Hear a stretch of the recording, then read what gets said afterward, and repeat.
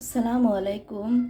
আমি আপনাদেরকে এখন রান্না করে দেখাবো একদম কচি পুঁই শাকের আগা।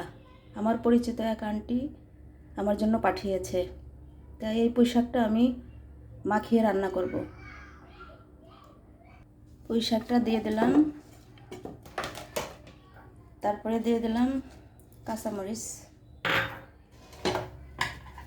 তারপরে দিয়ে দিলাম কাটা পেঁয়াজ কুচি,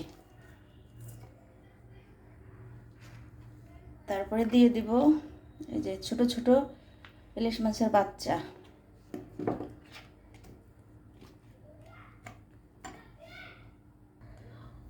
দিয়ে দেবো পরিমাণ মতো একটু লবণ,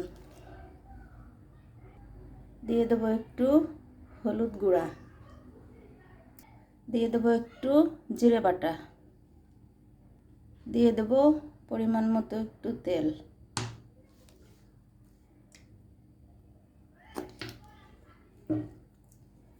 তারপরে ভালোভাবে মাখিয়ে নিব।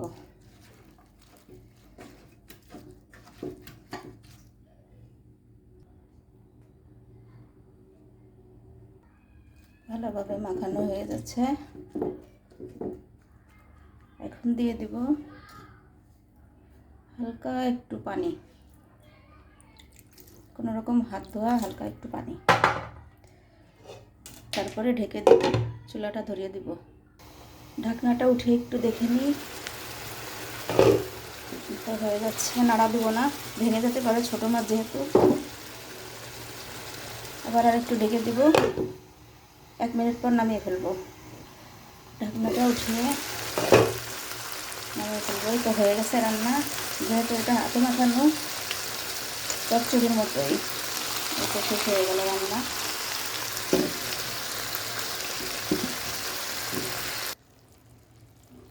হয়ে গেছে, একদম পুরো শেষ হয়ে গেছে রান্নাটা, নামিয়ে ফেলেছি।